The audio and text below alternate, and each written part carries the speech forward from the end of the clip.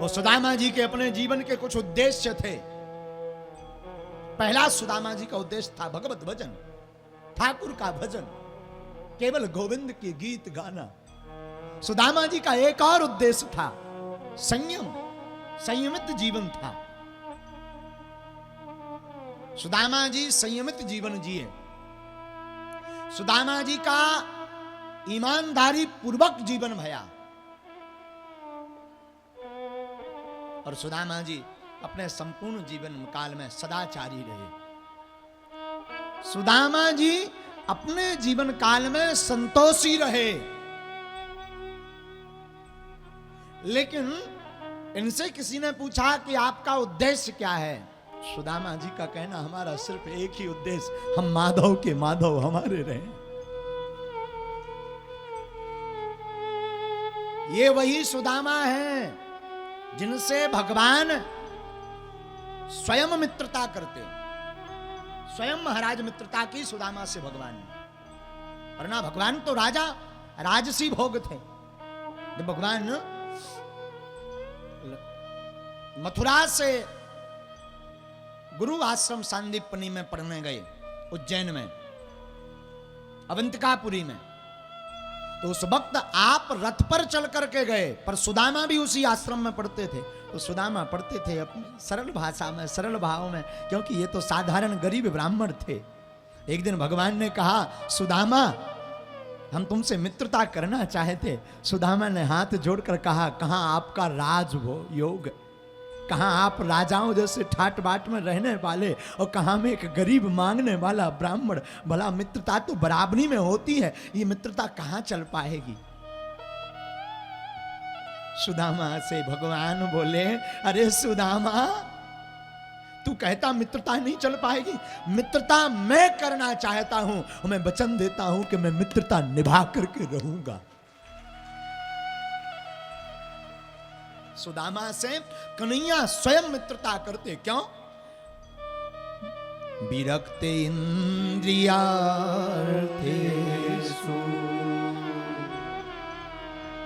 प्रशांतात्मा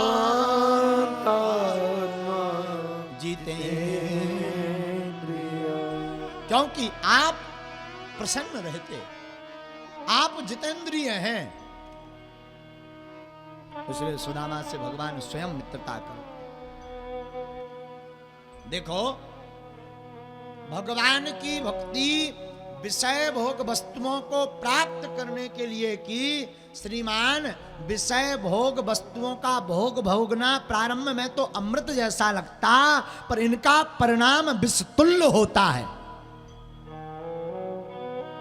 इसलिए भगवान की भक्ति आप सांसारिक भोग वस्तु में प्राप्त करने के लिए नहीं कीजिए, अपितु कन्हैया को प्राप्त करने के लिए कीजिए। अगर ठाकुर को प्राप्त करने के लिए कन्हैया की भक्ति करेंगे तो माधव जन्म जन्म के लिए तुम्हें आनंदित कर देगा।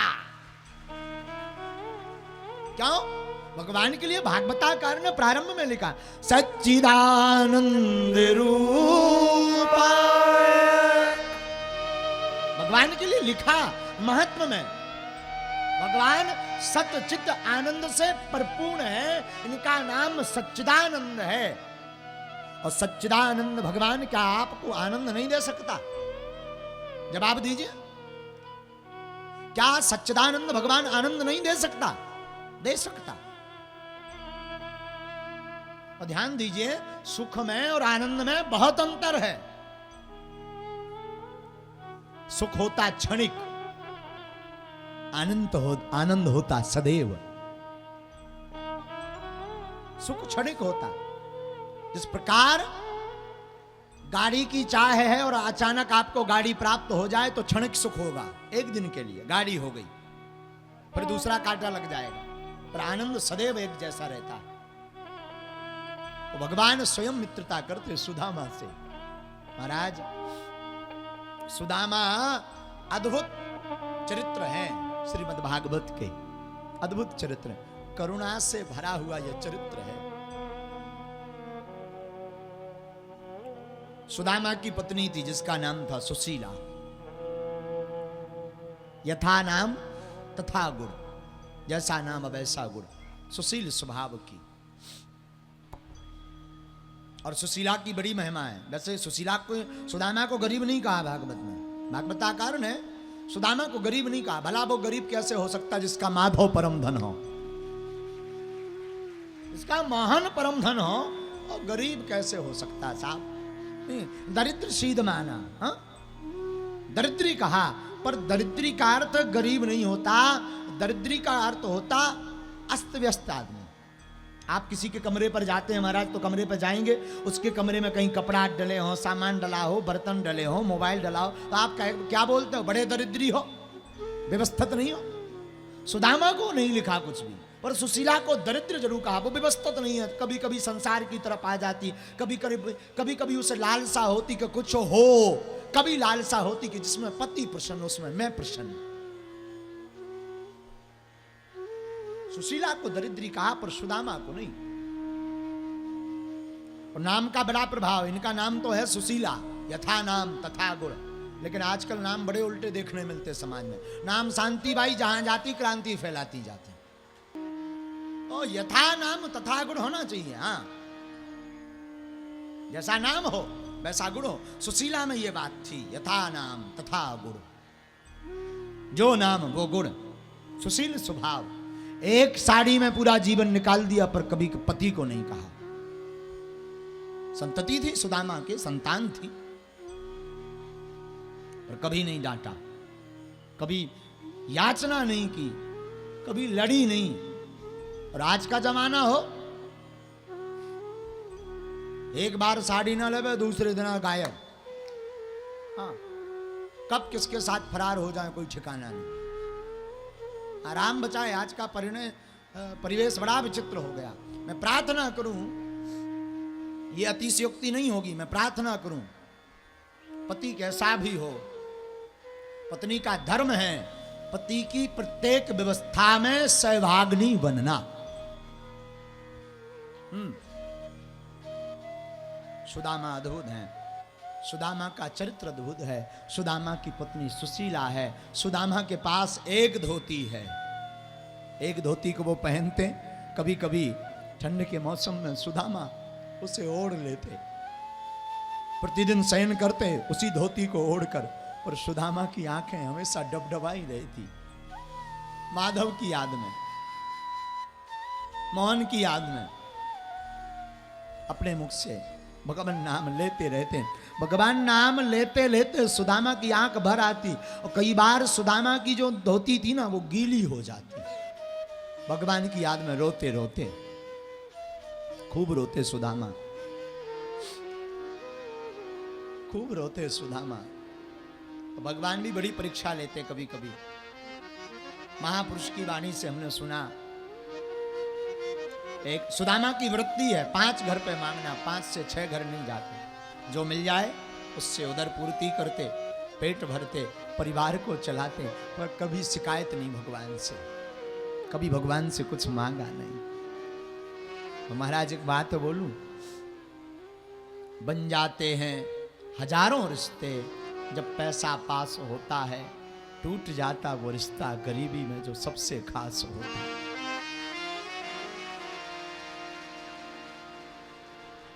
लाखों रिश्ते बन जाते, आपके पास पद हो, प्रतिष्ठा हो, नाम हो, संपत्ति हो, हजारों लोग जुड़ जाते। और अगर आप गरीब हैं तो करीब का रिश्ता भी दूर का बताते हैं। कोई मंत्री बन जाए तो उसके दूर के रिश्तेदार भी बताते वो हमारे साले हैं, फलाने हैं, ठिकाने हैं, अमुक हैं। और कोई गरीब तो बताते वो दूर के थोड़ा रिश्तेदारी तो हमारी फंसती। बन जाते हजारों रिश्ते, जब पैसा पास होता है टूट जाता वो रिश्ता गरीबी में जो सबसे खास होता है। सुदामा जी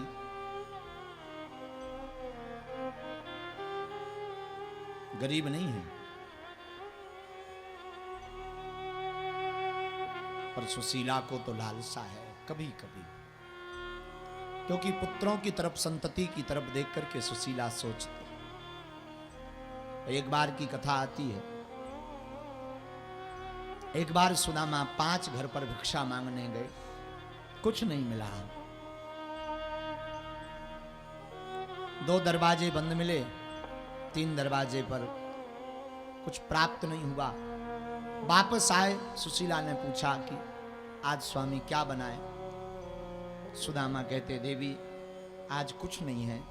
तो सुशीला कहती महाराज मैं तो रह लूंगी, आप रह लेंगे, पर बच्चे कैसे रह पाएंगे, बच्चे कैसे जी पाएंगे। सुदामा कहते देवी एक काम करो, एक बहाना बनाओ। क्या? बच्चों को कहना आज एकादशी है, झूठ बोल देना। बच्चे छोटे छोटे थे, भोजन वैसे ही उनको कम मिलता था, शरीर सूख गया।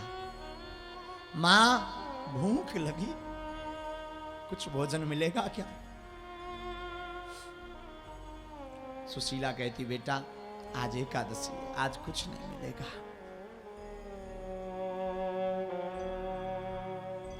बच्चे कुछ नहीं बोले। मां सुशीला तुलसी पत्र डाल करके जल पिला देती। दूसरा दिन हुआ, फिर ऐसे ही गुजरा। आज सुदामा जी जिन घरों पर गए वहां सूतक था, कुछ घरों में कुछ प्राप्त नहीं हुआ। वापस आए, फिर पूछा पत्नी ने महाराज आज क्या बनाए। सुदामा कहते देवी आज भी कुछ नहीं है। महाराज मैं फिर वही निवेदन करूं, मैं तो रह लूंगी, पर वो बच्चे कैसे अब रह पाएंगे। कल तो एकादशी का बहाना बना लिया, आज क्या बनाऊं। बच्चे दौड़ते दौड़ते आए, मां भूख लगी है। सुशीला की आंखें डबडबा गई कि मैं संसार की कितनी अभागनी मां हूं जो अपने बच्चों को भरपेट भोजन नहीं करवा पाती।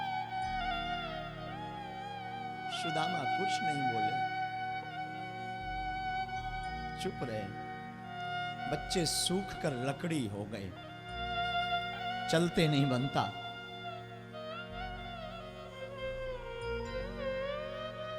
सुशीला कहती बच्चों आज एकादशी का कुछ अंश रह गया, अब कल मिलेगा प्रसाद है, आज जाओ। बच्चे कहते हैं मां तो रोज एकादशी बना देती, अभी कुछ दिन पहले ही तो एकादशी गई, कल फिर एकादशी, आज फिर एकादशी का अंश कह दिया। सुशीला अपने आंसुओं को छिपाने लगी, यहां वहां अगल बगल देख करके फबके, पर आंसुओं को छिपा करके बोली बेटा हाँ आज कुछ अंश रह गया। जब कुछ ना हो ना तब भूख भी बड़ा सताती है, और जब गरीबी हो तब आटा भी बहुत गीला होता है। अमीरों के घर पर तो उपहार ही लाखों के लोग ले जाते, गरीबों के घर पर तो उसका ही खा करके आते, कुछ नहीं देकर आते। जिसने अपने जीवन में अभाव देखा वही जानता है गरीबी क्या होती। महाराज गरीबी विचित्र है, भगवान किसी को गरीबी ना दे, कन्हैया किसी को गरीबी ना दे।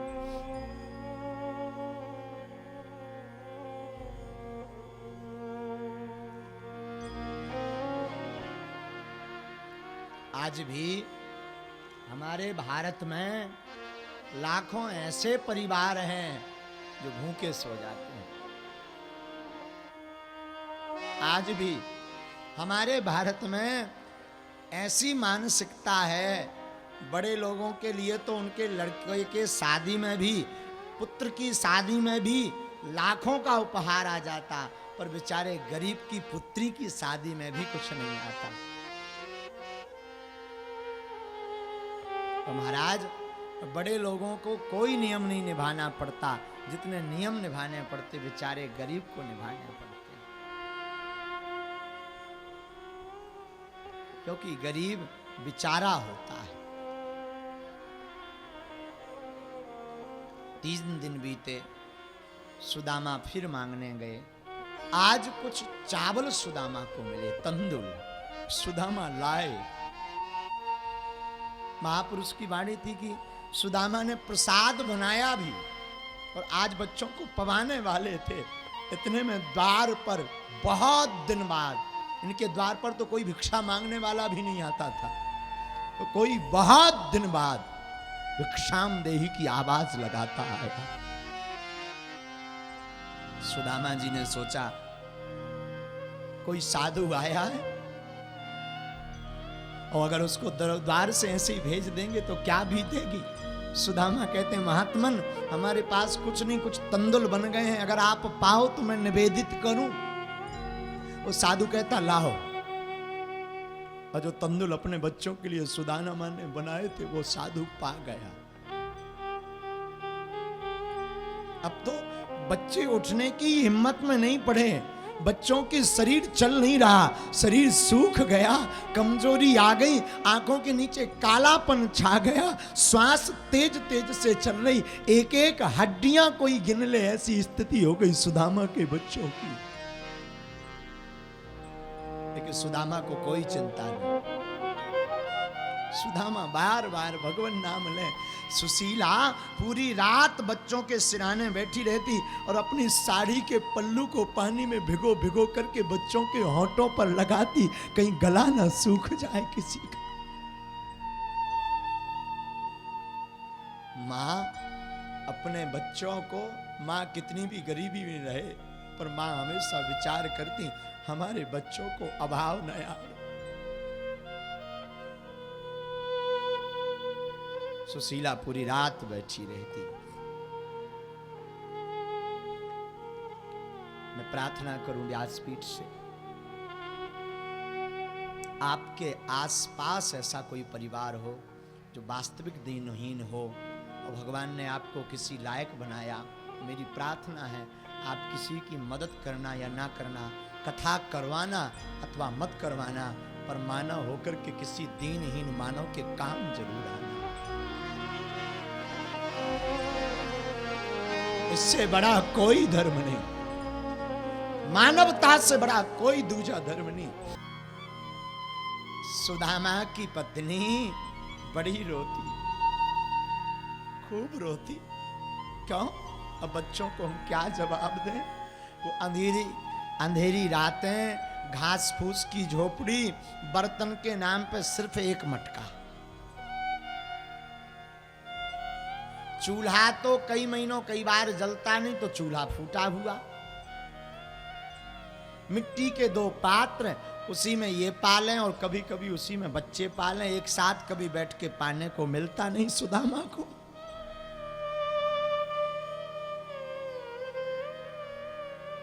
सुशीला बार बार मंथन करे,